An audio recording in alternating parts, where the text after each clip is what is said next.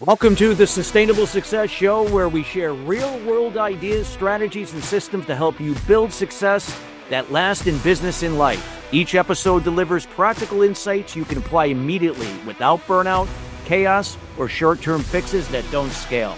At the foundation is emotional intelligence and effective communication, how you lead yourself and how you connect with others across personalities, generations, and cultures, because that's where trust, engagement, and performance are created. I'm Christopher Salem, your host, and this is where sustainable success becomes your competitive advantage. All right, welcome to Sustainable Success Show. I'm your host, Chris Salem. Hope everyone's having a great week. Again, we are so excited that you are here, and if this is your first time, welcome. I hope you are enjoying the new format that we've been operating from since January of this year, after now being on the airwaves for almost 9 years. So we've started off as an audio-based show, and now we offer our show over the last 3 months also in video. So feel free to check us out and subscribe to our YouTube channel at Christopher R. Salem there, and then you can listen to the show, as always, on Spotify, Apple, Amazon Music, as well as iHeart, and our Facebook page at Sustainable Success 2017, where we had many of our great guests sharing their words of wisdom and insights to help elevate you and your business to the next level. Well, our show is being brought to you today by Alumni Direct. Alumni Direct is a social media community platform dedicated to bringing alumni together from all different generational types and an opportunity to meet new people for the first time. Now, it is a membership program taking out all the noise out of social media. You get to generate genuine and authentic relationships with the people you choose to interact with. If you'd like some more information about Alumni Direct, check them out at alumnidirect.com. That's alumnidirect.com. Today, we're going to be talking about, is Excel limiting your organization's growth? Yes, the Excel, Microsoft Excel, we've probably been all exposed to it on some level. That being said, are you utilizing it to the highest level that can be taking your business to a whole new level? Well, we're going to be here talking today with the right person that's going to be sharing insights and what's maybe holding you back and what you could be doing different now to use it in a way that can help propel your business forward. We're going to be here with Derek Henry. Derek has an extensive 20-plus year background in accounting and IT, having held roles in public and corporate accounting and technical sales. He helps accounting and finance teams optimize their processes in Excel and beyond with training tools, consulting projects, and productivity coaching. He is passionate about efficiency and accountability, and he's a certified public accountant and certified fraud examiner. He lives with his family in Arlington, Texas, and is actively involved in his church, enjoys disc golf, softball, and having fun with his family. Without further ado, we welcome Derek Henry to the show. Derek, how are you doing today? Doing well, Chris. How are you doing? Doing great. Just been a great week, a busy week, but all good. We are so excited to have you here. And, let's talk a little bit about, Excel.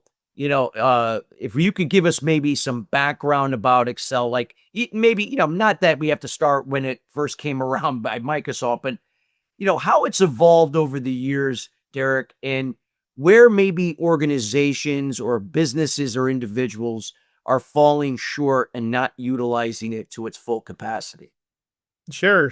Well, it started 40 years ago. That's as much as I'll give on a long Is it 40 years? It's hard 40 years. And I mentioned that because that's a big round number, and we like to celebrate round numbers. But for a software product to be sustainable, since that's a big word that you like to use, that's an eternity in software. Most everything evolves into something completely different every 5 or 10 years. So 40 years, that's a long time. I mean, it's the standard out there. If you have software that doesn't connect to Excel in some way, then you're probably missing out. It's funny because I had a kind of a little bit of back and forth on a thread earlier today about that. It's like, oh, if you just have an export to Excel button everywhere, that's a cop out. And I was like, sometimes that's strategic. Like there's so much you can do with it to really enhance other software. So when you ask the question about, is it holding you back? A lot of my experience has been with retail and restaurant, multi-unit businesses, which if you think about it, if you have 100, let's say restaurants, you have 101 businesses. There's the whole of the business. And then there's each individual one that has its own unique needs, scheduling and inventory, all the processes that you have.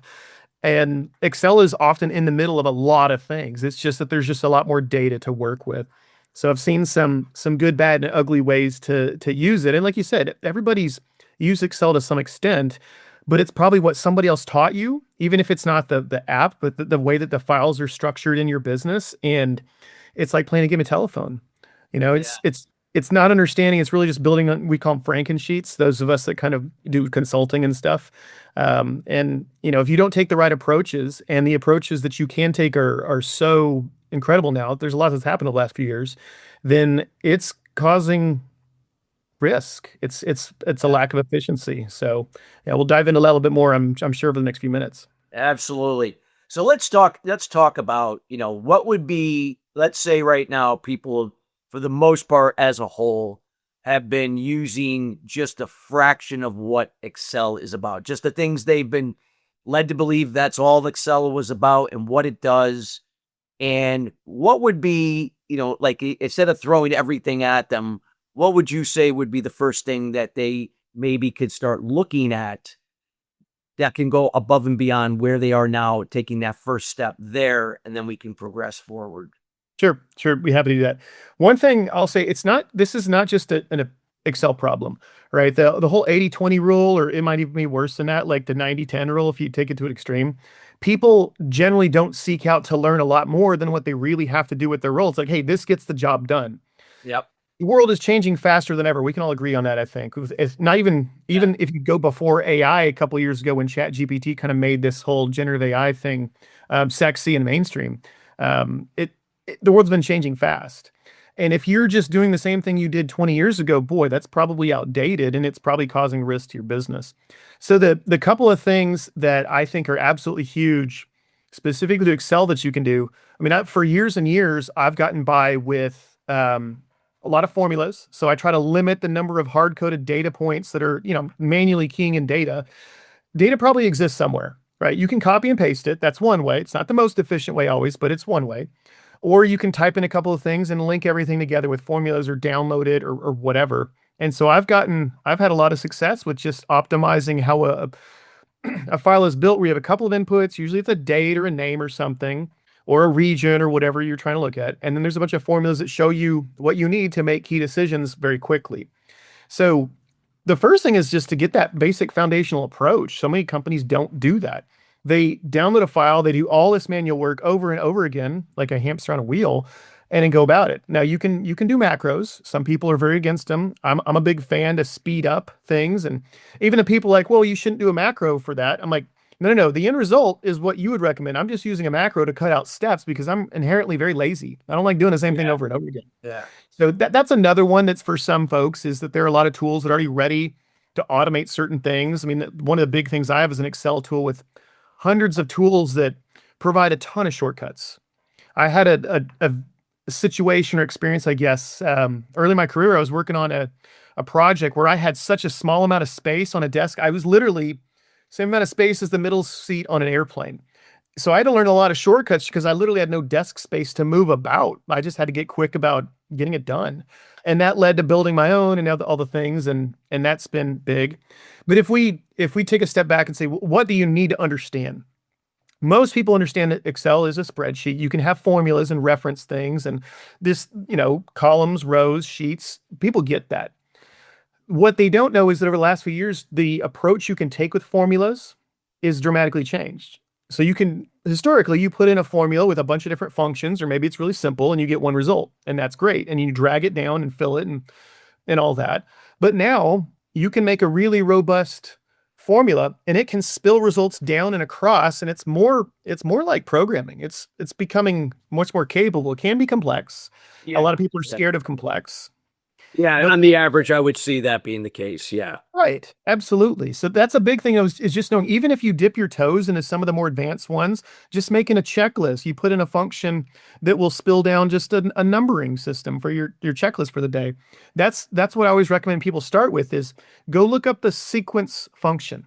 It's very basic, has a lot of good defaults built in to make it very easy to use, but still flexible. So that's a good example. So if we kind of backtrack, using more advanced formulas when it's appropriate to do so, it's not just automating the calculation, it's automating the scalability. So you talk about sustainability, you can use one formula that will grow the results as your data grows or shrinks, whatever. That's huge. That's taking out a lot of risk. That is very, yeah, that is enlightening. Absolutely. Take note of that, please, listeners. Everybody, yeah, you got it. I mean, I talk to a lot of people as a part of all the different things I'm involved with. Maybe 2% of people even know that these exist, right? And among those 2%, even, obviously half or less or so are even using them to some extent. I built a formula over the last day and a half that can completely automate something that I used to have to use a lot of macros to do. One formula just spits out everything you need. It's pretty amazing. And AI is helping me build these, by the way, right? So if you think about democratizing these advanced things, use AI. If you give it, and I could share the prompt I use for this one thing. It's a whole page of a prompt. It's me giving the exact instructions. Here's what the output should look like. And it built it in seconds. That kind of thing, even if I could have done it before AI, would have taken days to do. And I can get it done in, maybe an hour, if that. And that includes troubleshooting. So that's big. That's absolutely huge. You might have seen Excel like in the World Championships. It's kind of an e-sport now.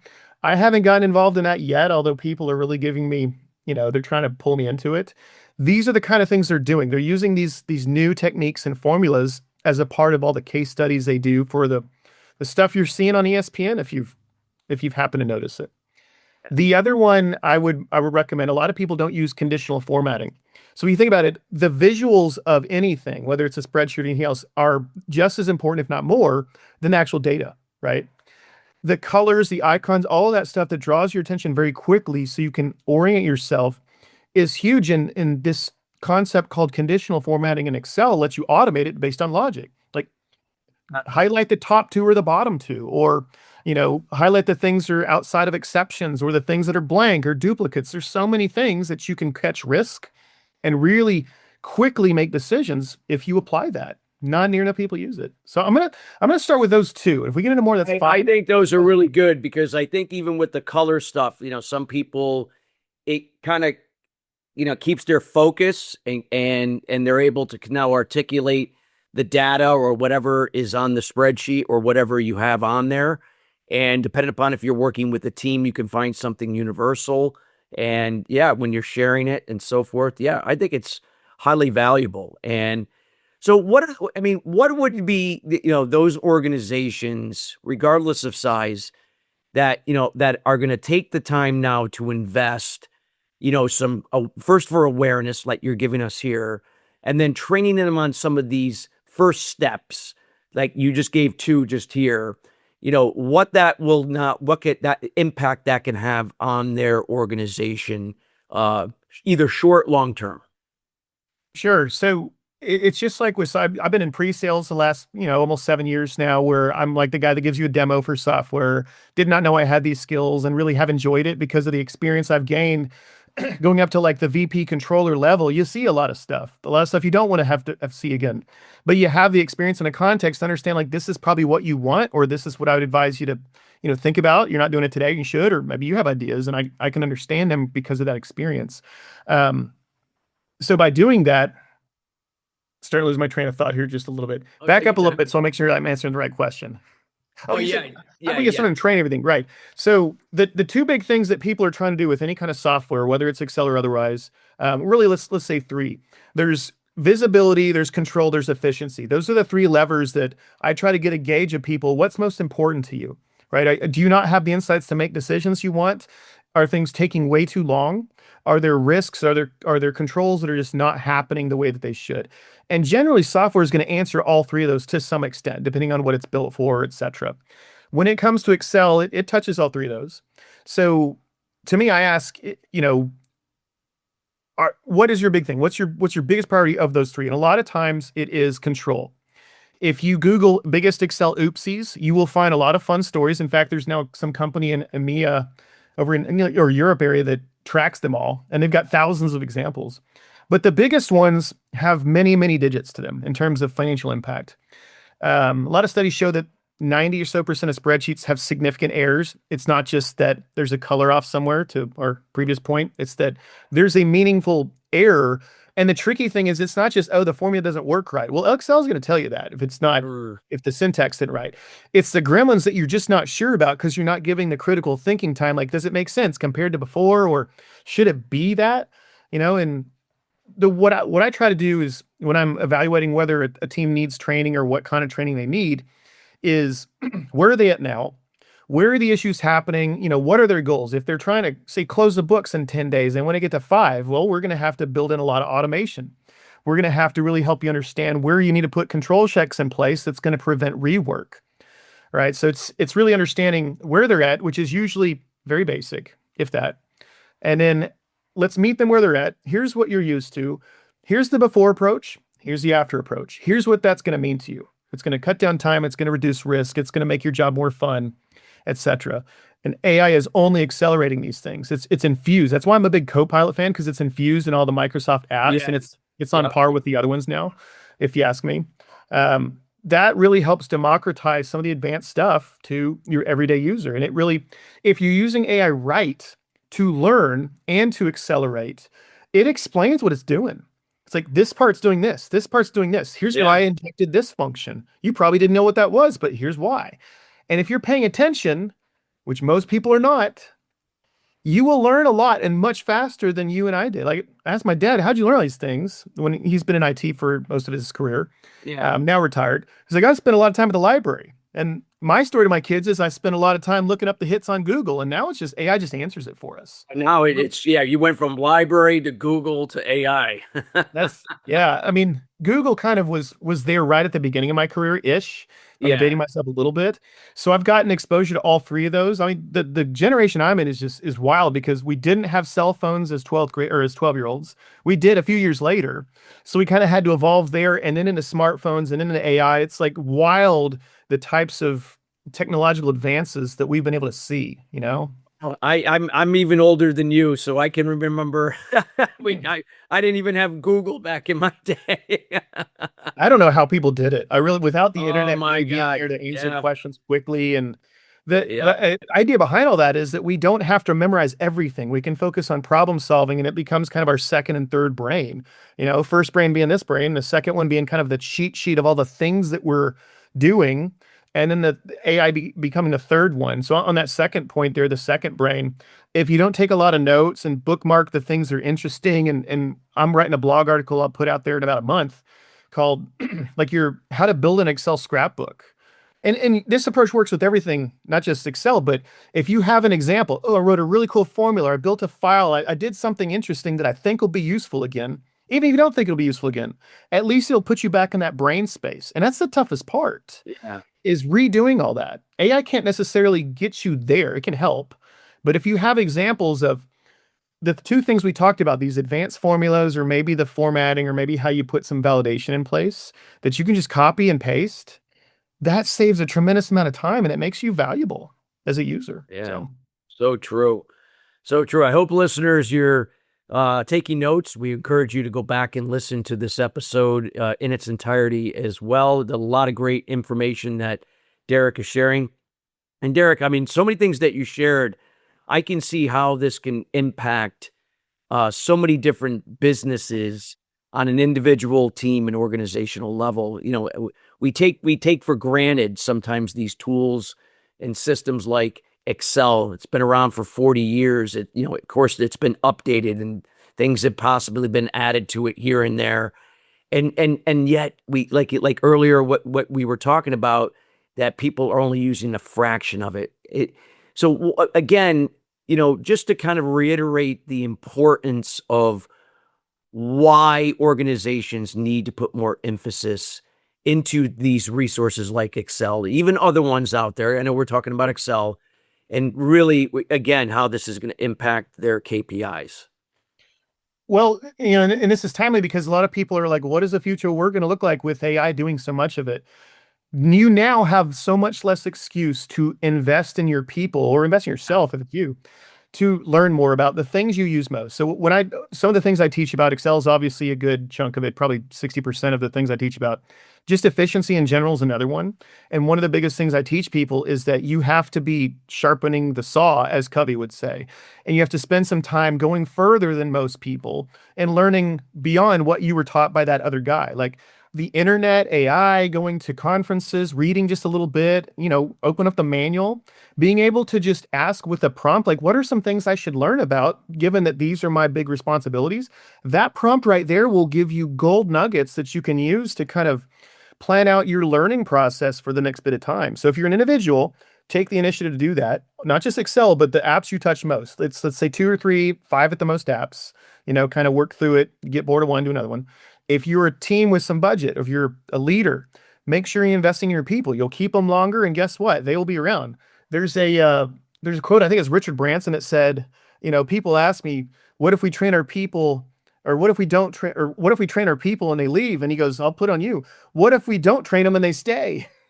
And I've Oh always yeah. loved that clever like reframe one. That's a great thing. Hey, I'd rather train them, and the ones that stay will make us rise. The ones that don't, well, hey, we did the right thing from integrity, and we help grow their careers, and we just bring in some other good people and repeat the process.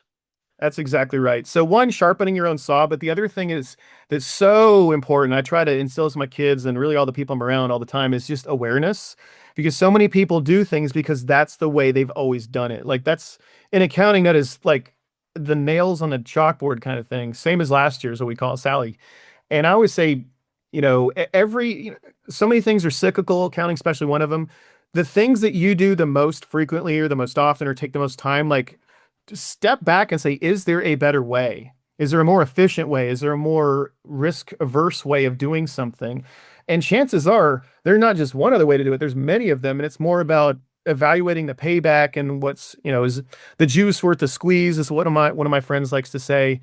But taking the time to kind of write that down, right? And benchmark it. And I know that tracking your time is not a sexy thing at all, but there is no better way to find out where your opportunities are and commit to that. And if you're a leader and you have a team member that says, hey, if I can cut out X number of hours a week, a month, a year, or whatever, like what does that mean? Does that mean a raise? Does that mean a promotion? Does that mean extra time off? Whatever. Because if somebody came to me and I'm a leader and I'm saying that, I'm at least splitting the difference and I'm giving them a green light almost every time. As long as there's a sufficient ROI on that effort, it's proven, right? Too many people just don't do that. They go with what they know because it's comfortable, right? That's too common. And these days things are changing so much that you don't want to get left behind. You don't want to get left behind. And like you said, with AI, Copilot built right in, they go hand in hand with Excel and Word and everything else. You have these resources to help you. And then there's resources like yourself that, you're helping organizations not only create the awareness, but, starting where they're at, implementing this, one step at a time, that they can start to now do bigger and better things than they've ever imagined, that can impact not only their bottom line, but also help the people they're serving as well. That's right. So I feel like you'll ask this at some point. How does Derek help people with these? Well, obviously the awareness is part of it. I post a lot of content on social, LinkedIn and YouTube are the primary ones. So feel free to follow me on those. I'm the Derrick Henry that's not the running back for the Ravens, if that helps. I've also got my website. I don't think you want to face that Derrick Henry, right? No. He'll win every fight if we get into something physical. It's fun having a name twin like that because he's a classy guy. Like he's all about doing what it takes. It's all about the practice and the effort you put in before the game, right? Yeah. And Maybe he doesn't know who the other Derrick Henry is. He's a veteran running back originally from Alabama. I don't even know who he's playing for now. The Ravens now. I think he's on the Ravens. He's on the Titans. What was funny though is I went to A&M. I've got my shirt on because they're playing tonight. We joined the SEC and he ran all over the team. I kept hearing my name, but it was for the other team. I'm like, I'm not really sure how to feel about it. So it was a fun moment. But getting back to the resources, my website's got a blog and a lot of cool stuff on it. That's accelerate.co. I do 3 main things and I kind of try to balance them. I do training, whether sometimes it's public and it's partnering with other firms that kind of, they just do a lot of different things. And I'm like that Excel and Beyond guru. I've got a lot of tools that I've made that solve a lot of problems out the gate, like the things that take 8 clicks, it's just one, or there's a bulk process you have to do, like create a whole bunch of folders, reuse your efforts and just automate it. So the second thing is a lot of pre-built tools. And then the third is just consulting projects where we come in, we take a look at what are all the steps happening with the team. What makes sense to streamline and automate and coach them and teach them on to make it better and go from there. And a combination of those three is what I love to do. It's fun to see the difference in people and what they're able to do when they save a lot of time and just make their lives easier. Well, you just said it right there. I mean, getting tasks done is important, but what's even more important is the efficiency. So we have to value our time to manage it better. And what better way if we now know some of these new techniques and new features that Excel can perform for us if we just knew how to, prompt it and get it set up and do these things that will help on an individual, team, and organizational level. That's right. I mean, and I'll add this, it's not just about the time you're saving, it's about what you can do with that. Because if you just sit there, that doesn't do any good. You might as well just been working. But I like to look at it as not just return on investment, but a return on change. What happened or can happen that couldn't have before? And I'll give you the example. I was working on the big hairy formula this morning or the last couple of days. I would never have even tried that without AI helping me, because literally this formula is like 60 lines long. I never would have tried it. It's like programming at this point. Yeah, But it's really there. It's on one place. It works. Wow. And it's very repeatable. So, let AI be your friend. Don't be afraid. And the things that you can now do, you couldn't do before. That's where I want you to be spending your time when you're more efficient. Yeah. Well, Derek, this has been a wealth of information. I know we got to have you back on a future show so we can elaborate on more of these systems and tools that can help organizations be more efficient, more productive, and grow in terms of their KPIs. I want to thank you personally, not only for myself, but the rest of the team here at Sustainable Success for taking the time out of your day to be here with us today. I know you gave the listeners some information about, how to go about it, what you do. But just let the people know again, what's the best way they can contact you and anything that you'd like to offer them. Sure. Connect with me on LinkedIn. Again, Derrick Henry, not the running back. YouTube, I've got the Accelerate channel on YouTube, and then my website is accelerate.co, not .com. The guy wanted too much money for that domain, so I've stepped with this one. When you go to my website, there is a newsletter sign up that if you jump on that, it'll send you a free Excel guide, 105 epic Excel tips. These are a good mix of like practical, they're somewhat common, but not everybody knows them. And in a few that are really niche, that are like, I hadn't really thought of that I solicited from the people who think like I do. And I'm trying to grow that to 150 or maybe 200. So if you have your own, please feel free to send them, and they might just end up in the next version of that guide. So those are great resources. There's plenty more out there in all three of those mediums, and probably going to grow some at some point. But yeah. And if you contact me, DM, email, whatever, and I'm happy to help if there's something that we can collaborate on. Absolutely. We'll make sure that all of Derrick's contact information is in the show notes, and that'll be across all our distribution channels as well. If you prefer to watch on Apple, Spotify, Amazon Music, iHeart, YouTube, whatever that may be, we'll make sure all of that is included. And we encourage you definitely to reach out and connect with Derrick on social media, on LinkedIn, and again, reach out and check out his website. Derrick, thanks again for being here. My pleasure. Thanks for having me on here, Chris. And like you said, looking forward to collaborating again in the future. Absolutely. And listeners, we want to thank you each and every week joining us here at Sustainable Success. We are committed each and every week in bringing subject matter experts like Derrick in to share their words of wisdom and insights to help elevate you and your business to the next level. It's all about sustainability. It's about progress, trusting the process to get to the results you seek. We wish everybody a great rest of your day and weekend. We'll see you here next Friday, same time, 12 noon East Coast time. Till then, everybody, have a great rest of your day and take care.